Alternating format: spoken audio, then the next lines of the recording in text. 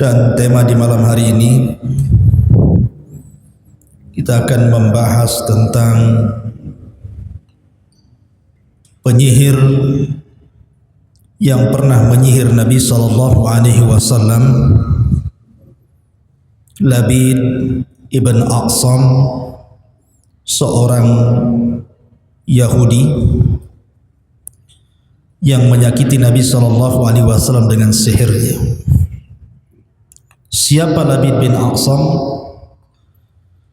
Bagaimana kisah sihir ini terjadi dan bagaimana bisa lepas sihir ini dari Nabi SAW?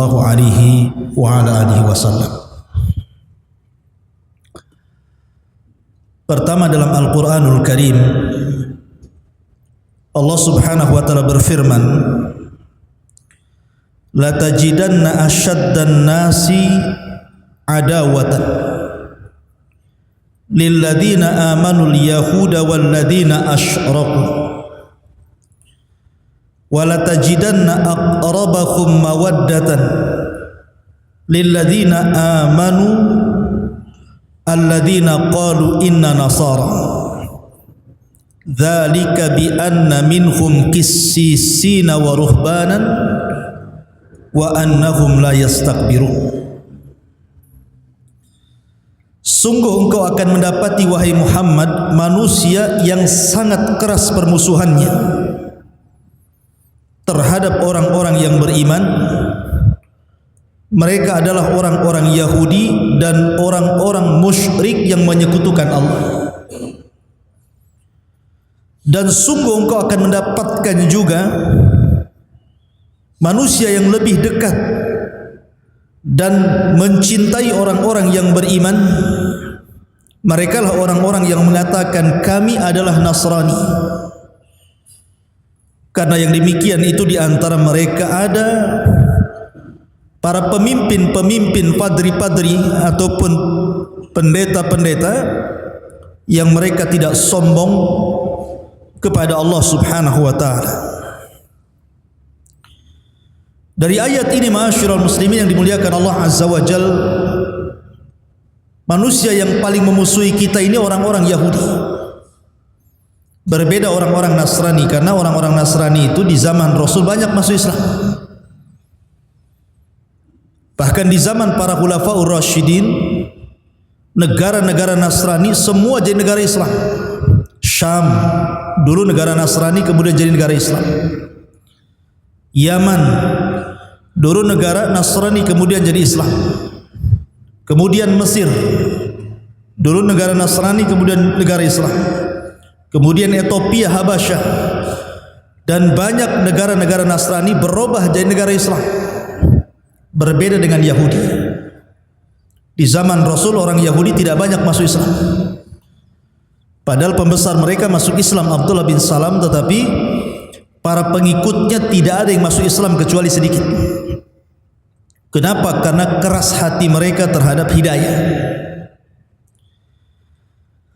Kemudian juga bukti bagaimana orang-orang Yahudi itu sejak zaman Rasul, mereka tidak suka dengan kaum muslimin, terutama setelah hijrahnya Nabi SAW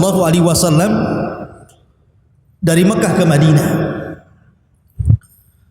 Kita tahu bahwa penyebab peperangan pertama di mana Nabi SAW dan kaum muslimin akhirnya berhadap-hadapan berperang melawan orang-orang Yahudi adalah ketika perang melawan Yahudi Bani Qunaiqah. Ketika Nabi SAW sepakat berada di Madinah, sampai terbentuk sebuah piagam yang disebut piagam Madinah untuk saling melindungi, untuk saling menjaga, untuk saling membantu, dan itu sepakati. Baik orang-orang musyrik Khazraj dan Aus ataupun orang-orang Yahudi yang terdiri dari 3 kabilah, Bani Qunaiqah, Bani Nadir, dan Bani Quraidah. Tetapi kemudian satu persatu kabilah Yahudi ini berkhianat. Pertama Bani Qunaiqah. ketika ada seorang wanita muslimah belanja di pasar Bani Kunaiko, karena kita tahu bahwa Bani Kunaiko yang menguasai perekonomian ketika itu. Jadi pasar Madinah itu yang paling besar adalah pasarnya Yahudi Bani Kunaiko. Mereka lah yang kemudian menguasai perekonomian Madinah, Yathrib kala itu. Rupanya ada seorang wanita muslimah belanja di pasar orang Yahudi, kemudian disingkap kehormatannya, ditarik sampai kemudian auratnya tampak dan diketawakan orang satu pasar. Maka orang yang membuka aurat wanita muslimah ini kemudian dibunuh oleh seorang sahabat karena melihat ada seorang wanita dilecehkan, dia ngambil pedang kemudian ditebas orang itu. Rupanya sahabat ini akhirnya dikeroyok orang satu pasar dan meninggal dunia. Maka Rasul marah. Akhirnya Rasul mempersiapkan pasukan kemudian mengepung Bani Qunaiqah. Ini pertempuran pertama ya Rasul melawan Bani Qunaiqah, melawan orang Yahudi. Kemudian yang kedua, peperangan melawan Bani Nadir. Sebenarnya Nabi SAW tahu bahwa Bani Nadir ini bersekongkol dengan Bani Qunaiqah untuk melecehkan wanita itu. Tetapi karena bukti yang tidak kuat, makanya Nabi membiarkan dan tidak menyerang Bani Nadir. Sampai akhirnya Bani Nadir bersiasat untuk membunuh Rasul. Jadi mereka mengundang Nabi SAW untuk makan di perkampungan mereka. Jadi ketika Nabi SAW sudah duduk di majelis mereka, rupanya satu di antara Bani Nadir ini naik ke atas bukit, kemudian membawa batu dan menghantamkan batu itu dari atas ke kepala Nabi SAW. Tapi kemudian Jibril memberitahu, kemudian kaum muslimin menangkap orang itu. Karena pengkhianatan ini, akhirnya Rasul dan kaum muslimin menyerang Bani Nadir. Kemudian perang melawan Bani Quraidah, dan ini terakhir dari kabilah orang Yahudi. Karena ketika itu Bani Quraidah setelah melakukan perjanjian bersama kaum muslimin dalam perang Ahzab, mereka berkhianat. Karena dilihatnya Nabi dan pasukannya ketika itu diserang oleh orang-orang musyrik dari Arab dari berbagai macam penjuru, dan mereka menyangka pasti Muhammad akan kalah. Akhirnya mereka berkhianat, kemudian pro kepada orang-orang musyrik dan juga orang-orang munafik dari dalam. Rupanya Allah Subhanahu wa taala memberikan pertolongan kepada Rasul di Ahzab atau di Khandaq. Allah menangkan dalam peperangan ini. Maka selesai peperangan Khandaq dimenangkan kaum muslimin. Ketika Nabi SAW sedang mandi, datanglah Jibril kepada Rasul. Kemudian mengatakan, ya Muhammad, kumpulkan pasukan, katakan kepada mereka, serbu Bani Quraidah, karena mereka sudah berkhianat. Maka Nabi setelah mandi mengumpulkan seluruh pasukan, kemudian mengatakan, idhabu ila Bani Quraidah, fala tusalliyanna ahadakumul asra illa fi Bani Quraidah. Serbu, gempur Bani Quraidah, segerakan jalan kalian, jangan ada yang sholat asar di jalan kecuali sampai di Bani Quraidah. Akhirnya berangkat para sahabat dan menggempur Bani Quraidah. Lah tiga kabilah yang berkhianat ini akhirnya mereka diusir dari Madinah, dan mereka pun kemudian bergabung dengan teman-teman mereka di Khaybar. Khaybar itu satu kota yang cukup kaya, penghasil kurma terbaik Madinah ketika itu di Khaybar. Rupanya Allah Subhanahu wa taala mendengar orang-orang Khaybar ini sudah mempersiapkan pasukan untuk menyerbu Rasul, dan mereka adalah gabungan kabilah-kabilah Yahudi yang terusir dari Madinah. Maka Rasul mengepung Khaybar, dan ini pertempuran terakhir. Rasul melawan orang-orang Yahudi di Khaybar, dan Allah menangkan di tangan Ali radhiyallahu an, sehingga benteng Khaybar hancur. Kemudian Rasul bisa mengalahkan Khaybar. Asyrul muslimin yang dimuliakan Allah Azza wa Jalla, lihat bagaimana orang-orang Yahudi berusaha di zaman Rasul menyakiti Rasul. Bahkan setelah kemudian perang Khaybar, tiba-tiba Nabi SAW kemudian diundang oleh seorang wanita namanya Zainab bintul Harith, orang Yahudi. Zainab bintul Harith bertanya soal makanan yang disukai Nabi. Maka kemudian orang-orang menyebutkan bahwa Rasul itu suka pahanya daging kambing. Rasul itu suka daging kambing. Jadi kalau antum suka daging kambing, itulah makanan kesukaan Rasul. Ya. Tapi orang Arab kan tidak neko-neko ya, kambingnya dibakar gitu saja dimakan. Kalau kita kan dimacam-macam, digulai, dirawon, dimacam-macam. Ya. Jadi Rasul itu suka dengan paha kambing. Maka wanita ini langsung mempersiapkan paha kambing untuk Nabi, untuk disedekahkan maksudnya. Tapi Rasul tidak menerima sedekah.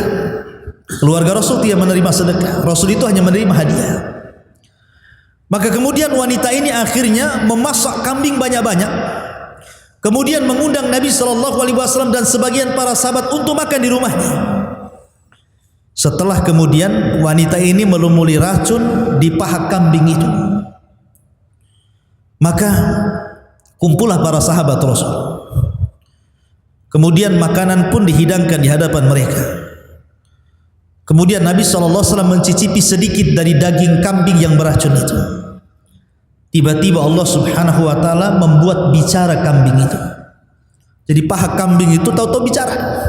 Dan itu mukjizat Nabi. Ya. Tiba-tiba kemudian paha kambing ini berbicara memberitahu bahwa di dalam dirinya ada sum, ada racun. Maka Rasul langsung terdiam, tapi masa sudah terkunyah sebagiannya.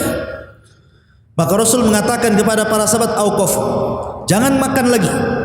Sesungguhnya daging ini memberitahu saya bahwa dia ada racunnya." Rupanya ada seorang sahabat yang terlanjur memakan sama dengan Nabi SAW, dan 1 tahun setelahnya dia meninggal dunia akibat racun itu. Tapi Rasul memiliki fisik yang kuat sehingga lama dia meninggal akibat racun itu. Tapi lihat bagaimana kekejian orang-orang Yahudi membunuh Rasul, berusaha untuk membunuh Rasul. Tapi Allah Subhanahu wa taala selamatkan Nabi SAW, hatta racunnya seorang Zainab bintul Harith tidak berpengaruh kepada Nabi SAW. Sampai-sampai Rasul memanggil Zainab bintul Harith, "Apa yang membuat kamu meracun aku?" Kata Zainab, "Engkau sudah membunuh pamanku, sudah membunuh bapakku, sudah membunuh suamiku. Maka aku ingin membunuhmu dengan racun ini. Kalau engkau seorang nabi, pasti akan diberitahu oleh kambing itu. Kalau engkau bukan seorang nabi, kau pendusta, pasti kau akan mati dengan racun itu." Orang wanita ini. Tapi Nabi SAW subhanallah membiarkan wanita ini tidak dibunuh. Padahal sudah hendak meracun Nabi SAW. Tapi itu bukti bagaimana orang Yahudi ini menghendaki Rasulullah SAW untuk supaya celaka. Taib. Sampai akhirnya ketika Nabi SAW pulang dari perjanjian Hudaybiyah, Rasul pulang dari perjanjian Hudaybiyah. Kemudian selama 10 tahun kan perjanjian itu, walaupun bulir-bulirnya sangat merugikan kaum muslimin, tetapi di balik kerugian itu ada keuntungan besar. Lah setelah kemudian Nabi SAW memerangi orang-orang Yahudi di Khaybar dan Allah menangkan. Sampai kemenangan ini Allah firmankan dalam Al-Quran, "Idza jaa nasrullahi wal fath." Apabila datang kemenangan Allah ketika di Badar dan di Khaybar, wal fath dan pembebasan kota Mekah, maka Nabi SAW ketika itu berpeluang untuk mengislamkan banyak orang-orang Arab. Makanya Allah mengatakan, "Wa ra'aitan nas yadkhuluna fi dinillahi afwaja." Kau lihat banyak orang-orang yang datang masuk Islam menuju dirimu wahai Muhammad. Lah ketika itu orang-orang Yahudi, pasukan sakit hati ini, mereka datang kepada Labid ibn A'sam. Siapa Labid bin A'sam ini? Labid bin A'sam ini ada yang mengatakan dia seorang yang beragama Islam tetapi menjadi munafik. Karena Dia hasad kepada Nabi SAW. Dia kan tokoh, Labid bin A'sam itu. Di kabilahnya termasuk tokoh, di kabilah Bani Zuraik termasuk tokoh. Jadi ketokohannya tidak dianggap oleh Bani Zuraik, karena kabilah Bani Zuraik itu banyak yang masuk Islam. Hasadlah dia kepada Nabi SAW. Dan Labid bin A'sam ini terkenal di zaman jahiliyah itu penyihir kondang. Satu keluarga menjadi penyihir. Jadi Labid bin A'sam, kemudian anak-anaknya lebih canggih lagi sihirnya. Labid bin A'sam itu punya putri-putri. Justru putri-putri Labid bin A'sam lebih jahat lagi sihirnya dibandingkan Labid bin A'sam. Tapi satu keluarga itu tukang sihir, keluarga dukun bahasa kitanya. Jadi dia hasad kepada Nabi SAW, pura-pura masuk Islam, tetapi selalu ingin mencelakai Nabi SAW. Sebenarnya dia bukan orang Yahudi, dia orang Arab, tetapi ada yang mengatakan dia diangkat oleh orang tua angkat Yahudi, karena ketika itu di Madinah banyak orang Yahudi, maka loyalitasnya lebih banyak ke Yahudi dibandingkan ke Arab. Maka orang-orang pun mengatakan Labid ibn A'sam Yahudi, seorang Yahudi. Jadi ada yang mengatakan dia Yahudi, ada yang mengatakan dia munafik, dia Muslim tapi munafik, karena hasad dengan Nabi SAW. Dan dialah yang mengasas ajaran-ajaran sesat dalam Islam. Labid bin A'sam inilah yang mengasas ajaran-ajaran sesat dalam Islam. Karena Labid bin A'sam ini punya murid namanya Talut. Talut itu anak dari saudarinya Labid. Kemudian Talut ini punya murid namanya Aban ibn Sam'an. Aban ibn Sam'an. Kemudian Aban ibn Sam'an ini punya murid namanya Ja'ad ibn Dirham. Ja'ad ibn Dirham, pengasas akidah Jahmiyah. Ja'ad ibn Dirham ini. Dan Ja'ad ibn Dirham ini punya murid namanya Jahm ibn Safwan. Lah dari Jahm inilah lahir akidah yang disebut dengan Jahmiyah.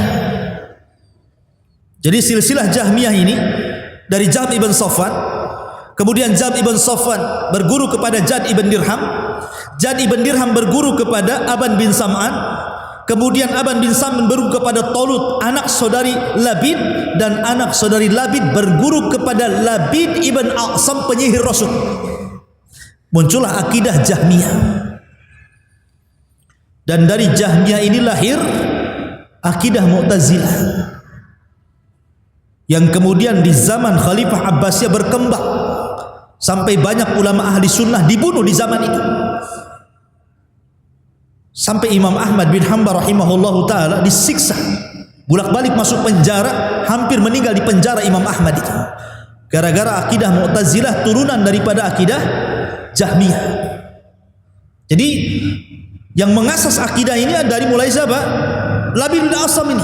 Bayangkan, dari menyihir Rasul, kemudian menurunkan akidah sampai kepada merusak kaum muslimin setelahnya. Siapa Labid bin A'sam? Hebat sekali. Dia seorang Yahudi dari Bani Zuraik. Lah ketika orang-orang Yahudi ini tersakiti karena diusir dari Madinah, akhirnya mereka tinggal di Khaybar. Belakangan Khaybar pun diserang Rasul. Akhirnya takluk dan harus membayar jizyah kepada Rasul dan kaum muslimin. Mereka datang kepada Labid bin A'sam munafik ini dan mengatakan, "Ya Labid, ya Aba A'sam, ya Abal A'sam, anta asharu minna wa qad saharna Muhammadan fasaharu minna ar-rijalu wan nisa falam nasna syai'an ya Abal A'sam." Wahai Abal A'sam, saya dengar engkau lebih jago sihirnya dibandingkan kami orang-orang Yahudi. Padahal di dunia ini tidak ada sihir yang lebih jago dibandingkan orang Yahudi. Sihir orang Yahudi itu paling parah, paling sakti mungkin bahasa kita. Itu sihir Yahudi. Kenapa? Karena mereka yang pertama mempelajari sihir kepada Harut dan Marut. Wattaba'u ma tatlu syayatin ala mulki Sulaiman wa ma kafara Sulaiman walakinna syayatina kafaru yu'allimuna an-nasa sihra wa ma unzila alal malakaini bi Babila Harut wa Marut. Jadi yang pertama kali mempelajari sihir itu orang Yahudi Babil, orang Yahudi Irak. kepada Harut dan Marut. Jadi mereka sebenarnya ahli sihir. Tetapi ketika mereka menyihir Nabi SAW tidak mempan. Tidak bisa menyihir Rasul. Bolak-balik mereka nyihir Rasul tapi tidak bisa. Makanya mereka mengatakan, tukang-tukang sihir kami laki-laki ataupun perempuan sudah berusaha kami ini mengumpulkan mereka untuk menyihir Rasul, menyihir si Muhammad itu. Falam nasna syai'an, tapi enggak ada gunanya. Muhammad tetap saja hidup, enggak sakit enggak apa-apa. Kata Labid bin Asam, maunya kalian ni apa? Mereka mengatakan, kami ingin membunuh si Muhammad itu, paling tidak kami membuat dia gila. Cuma dua saja. Mereka ingin membunuh Rasul atau minimalnya buat dia gila, supaya orang tidak percaya lagi dia jadi nabi karena sudah gila. Ya. Akhirnya kemudian Labid bin Asam mengatakan, apa upah kalian kalau aku menyihir si Muhammad itu?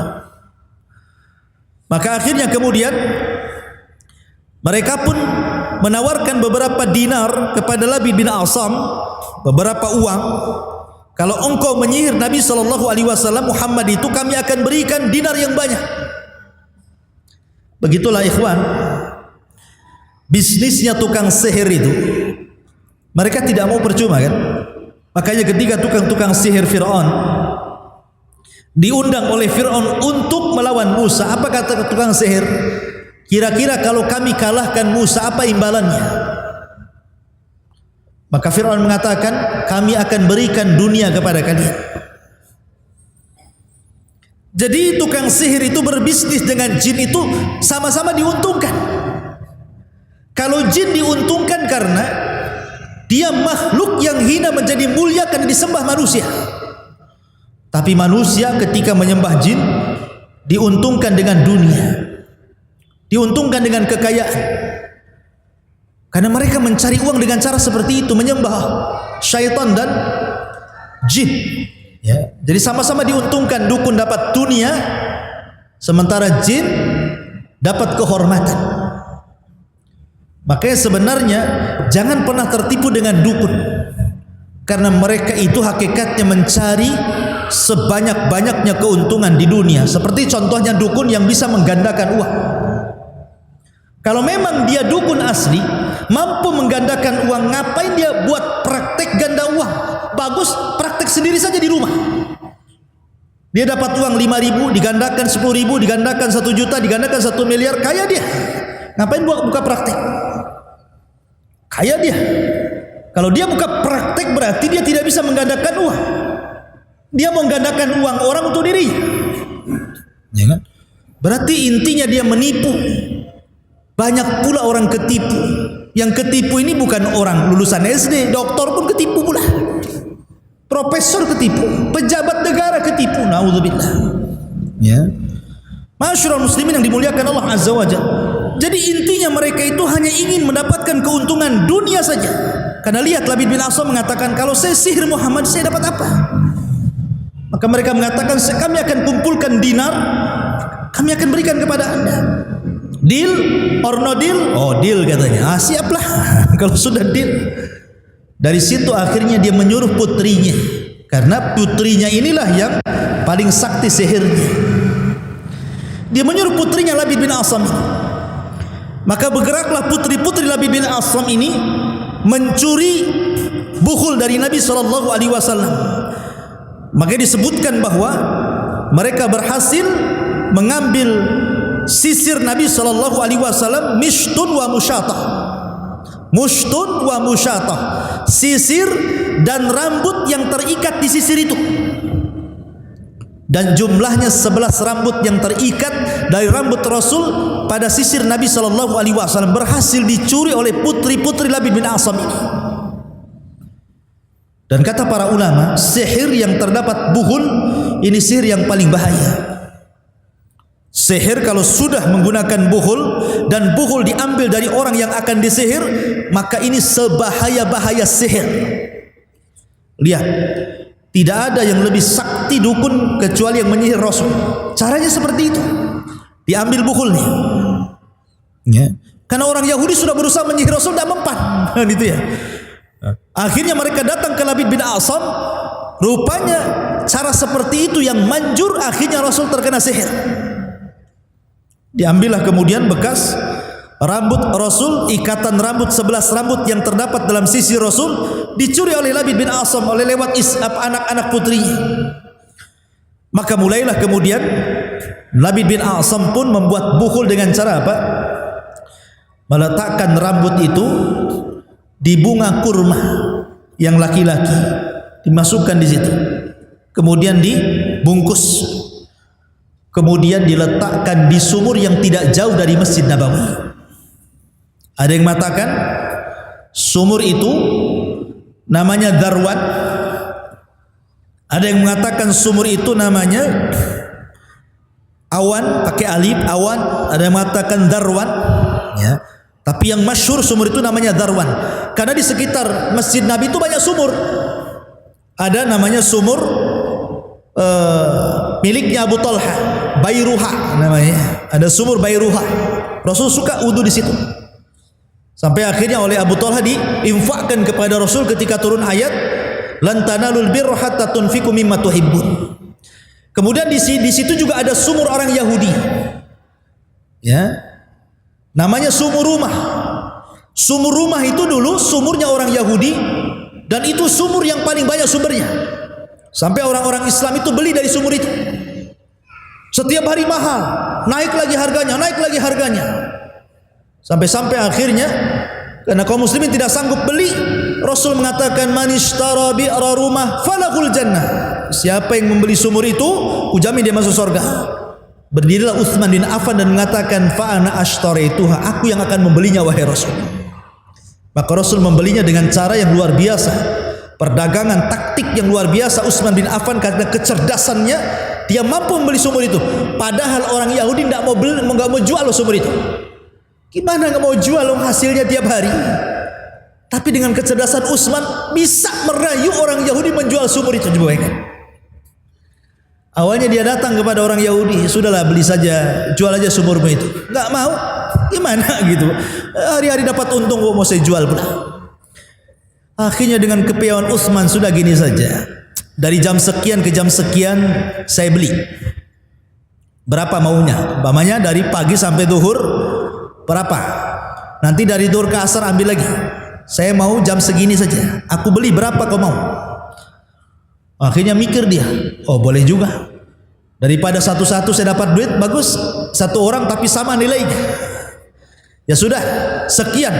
Lebih besar dibandingkan kalau seandainya orang beli dapat separuh. Anggaplah namanya satu hari dia dapat 5 juta. Kata Utsman, saya beli 10 juta. Dari jam 7 sampai jam 12 namanya. Oke. Setelah deal, kata Utsman bin Affan diumumkan kepada kaum muslimin, dari jam 7 ke jam 12 kalian ambil air. Selebihnya jangan ambil air. Akhirnya apa? Semua kaum muslimin ketika waktu dibelinya Utsman dari jam sekian ke jam sekian, semua kaum muslimin ambil air. Sudah penuh di rumah-rumah air. Dari jam sekian ke jam sekian tidak ada satupun yang beli. Bankrupt lah orang Yahudi ini. Lama-lama ya sudahlah, aku jual aja sama kamu semua. Karena nggak ada yang beli. Kecerdasan Utsman akhirnya mampu menguasai sumur orang Yahudi ini, sumur rumah. Itu juga dekat dengan Masjid Nabawi. Lah ada juga sumur Darwan namanya. Itu sumur yang punya Bani Zurek. Tanahnya dekat Masjid Nabawi. Lah Labid bin A'sam ini meletakkan bukhulnya di sumur itu. Sumur Darwan menunjukkan bahwa bukhul itu tidak jauh-jauh dari orang yang akan disihir. Akhirnya setelah diletakkan di sumur itu, mulailah Nabi SAW ada pengaruh dari sihir itu. Ada yang mengatakan 40 hari, ada yang mengatakan 6 bulan, ada yang mengatakan 1 tahun. Riwayat Zuhri mengatakan 6 bulan. Jadi ada yang mengatakan 1 tahun. Bayangkan, Rasul tidak sadar kalau dia tersihir. Selama 6 bulan, ada yang mengatakan sampai 1 tahun. Bayangkan. Nah, terasa kalau dia tersihir. Cuman Nabi SAW itu terpengaruh dari badannya, fisiknya melemah. Dalam riwayat itu, dalam riwayat Bukhari Muslim, Contohnya ketika dia hendak mendatangi istrinya, dia tidak sanggup, melemah kondisinya gitu ya. Dia tidak bisa mendatangi, mungkin bahasa kitanya tiba-tiba dia impoten gitu ya, tidak sanggup melakukan hubungan dengan suami istri, langsung melemah. Karena memang sihir itu disebutkan dalam Al-Quran, yufarriquna bihi bainal mar'i wa zawji, memisahkan suami istri. Jadi Rasul semakin hari semakin melemah, tidak bisa mendatangi istrinya. Akhirnya yang mempengaruhi sihir itu ke badan Rasul, bukan ke pikirannya. Kalau pikirannya sehat, otaknya waras, pikirannya sehat, jadi nggak pengaruh dengan wahyu sama sekali. Cuman badannya melemah saja. Artinya bahwa yang diserang itu badan, bukan pikiran, menunjukkan bahwa wahyu Allah Subhanahu wa taala tidak pengaruh. Hanya fisik Rasul saja yang melemah. Melemah semakin hari melemah, semakin hari melemah. Akhirnya kemudian Aisyah radhiyallahu anha heran.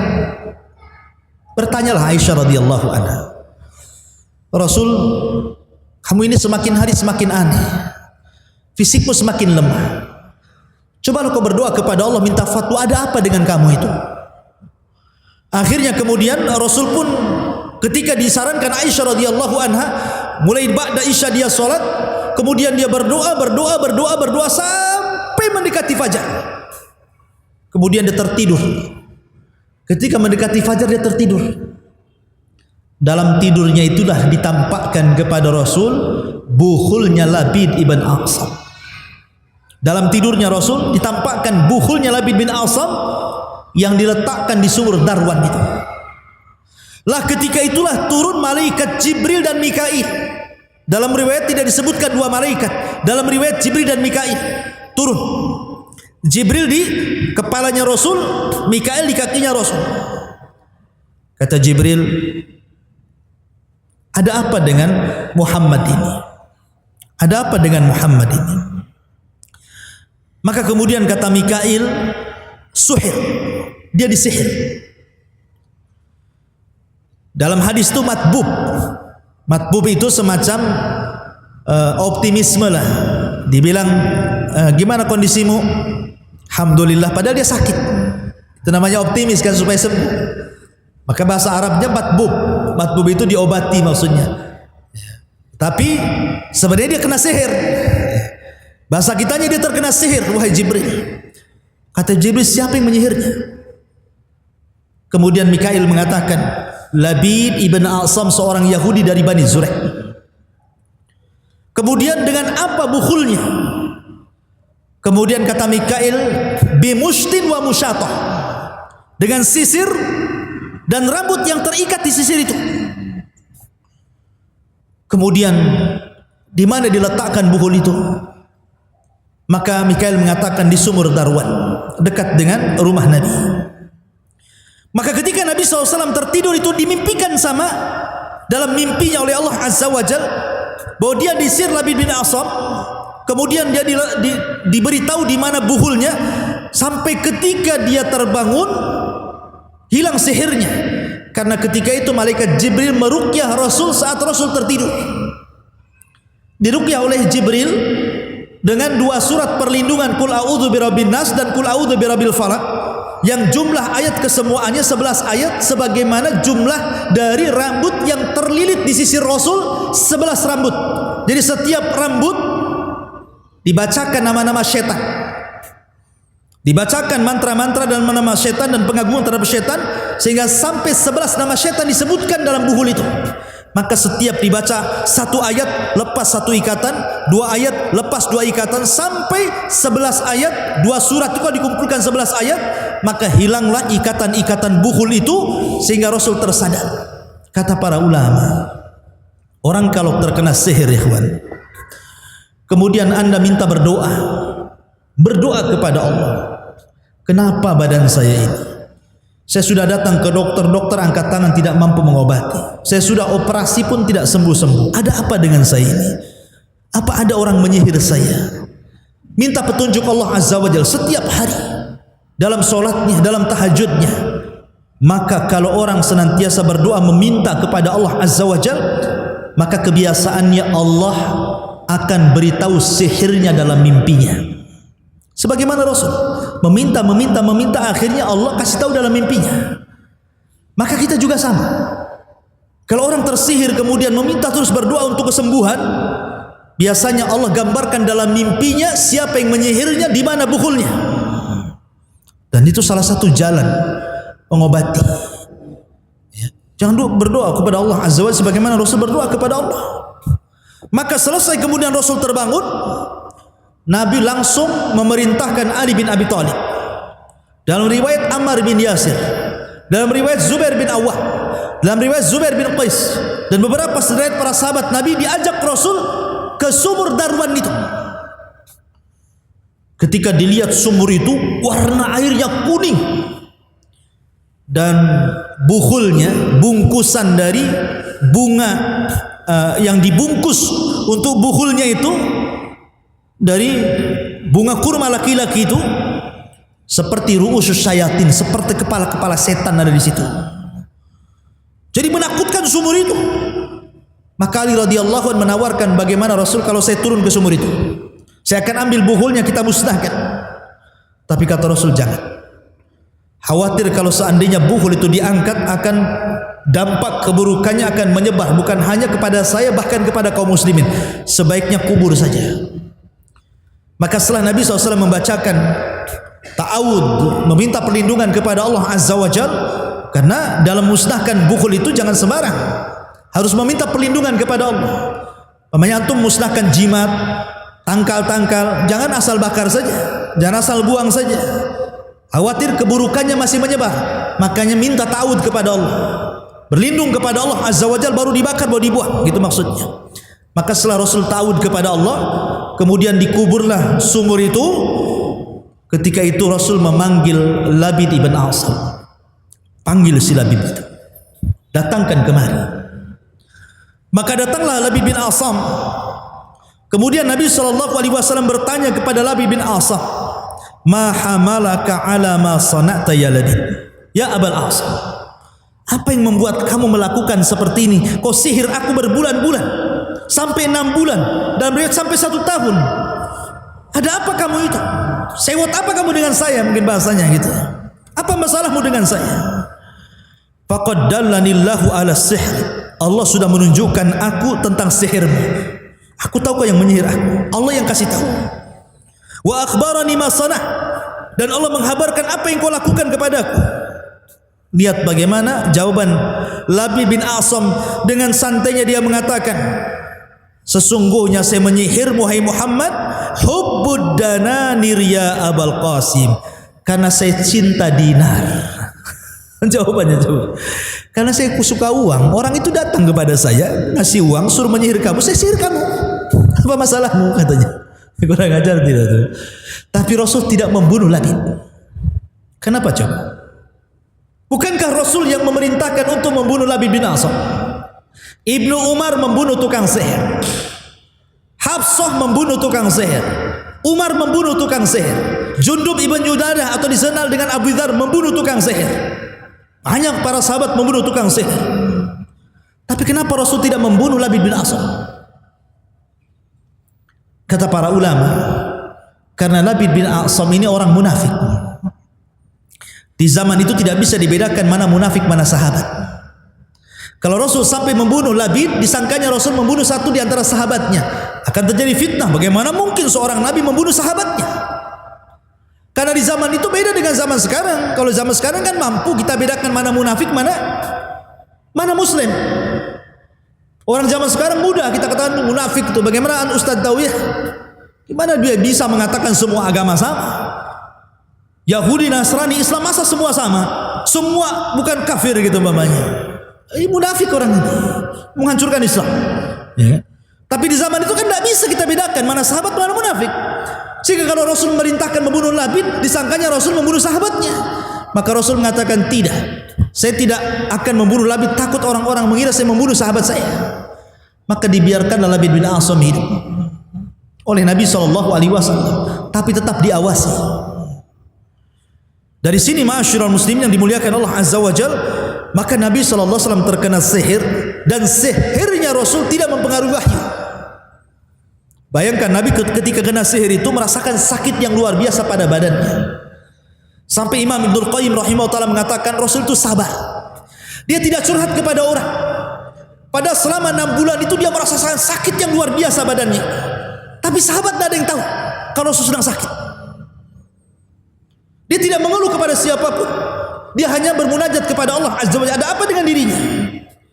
Layaknya juga para nabi yang lainnya seperti Nabi Ayub alaihi salatu wassalam. 18 tahun sakit tidak mengeluh kepada Allah Subhanahu wa taala sama sekali. Begitulah para nabi, ikhwan, sabarnya luar biasa dengan sakitnya. Nabi juga sama sabar. Cuma Aisyah radhiyallahu anha yang heran, kenapa kok Rasul makin melemah badannya, itu saja. Sehingga dia bertanya, ada apa dengan kau hai Rasul? Cobalah minta fatwa kepada Allah. Baru ketahuan kalau di situ dia terkena sihir Labid ibn A'sam. Tetapi sekali lagi, sihirnya Labid bin A'sam hanya mempengaruhi badan Rasul, tidak mempengaruhi pikiran Rasul, sehingga tidak pengaruh dengan wahyu sama sekali. Ya, dari sini maka Nabi SAW selamat wahyunya, tapi tidak selamat badannya. Tapi setelah lepas sihir itu, maka Nabi kembali sehat, kemudian beraktivitas sama dengan sebelum kena sihirnya. Badannya sehat kembali, kemudian dia bisa beraktivitas lagi. Tetapi yang jadi masalah racun yang pernah dimakan Rasul dari seorang wanita namanya Zainab bintul Harith, itu mempengaruhi badan Rasul sampai akhirnya Rasul merasakan racun itu ketika di tahun 11 Hijriah.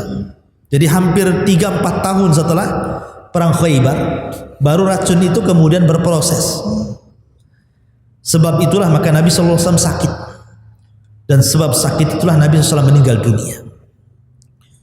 Begitulah Allah Subhanahu wa taala pilihkan kepada Rasul kematian terbaik, mati syahid, karena dibunuh oleh seorang wanita Yahudi dengan cara diracun. Allah pilihkan kematian terbaik, ya, sama dengan Umar. Umar itu berdoa kepada Allah, ya Allah, matikan aku dengan mati syahid di negeri yang dihijrahkan Rasul di situ. Pertanyaannya, siapa yang mau menyerang Madinah di zaman Umar sehingga Umar meminta mati syahid di Madinah? Padahal Umar itu menguasai Persia dan Romawi. Siapa yang berani menyerang Madinah coba? Dan kapan kemudian Umar akan syahid kalau tidak ada yang berani menyerang kota Madinah, gitu ya? Tapi rupanya Allah Subhanahu wa taala tahu doa Umar ingin mati syahid bukan cara seperti itu. Umar mati maksudnya bukan cara perang sampai mati syahid, bukan begitu caranya. Tapi diutusnya seorang majusi namanya Abu Lu'lu untuk membunuh Umar saat sholat subuh. Ditusuk dari belakang. Dengan sebab tusukan Abu Lu'lu itu Umar meninggal. Ketika dia mendengar, Umar, siapa yang membunuh saya? Kata Ibnu Umar putranya, Abu Lu'lu. Kata Umar, oh, Maula Mughirah, maksudnya budaknya Mughirah yang kafir itu. Kata Ibnu Umar, ya. Langsung dia mengatakan, alhamdulillah alladzi qatalani rajulun lam yasjud lillahi walau kana sajda. Segala puji bagi Allah yang membunuhku ada seorang laki-laki yang tidak pernah sujud walaupun satu kali. Artinya dia mati syahid. Nah, sebagaimana Umar juga demikian mati syahid di Madinah Rasulullah, maka Rasul pun dibuat kematian terindah dengan cara mati syahid. Pengaruh racun itu akhirnya berpengaruh kepada Nabi SAW. Dengan sebab itu Rasul sakit, dengan sakit itulah Rasul meninggal dunia. Wallahu alam. Ini diantara kisah daripada Labid ibn A'sam, penyihir Nabi SAW.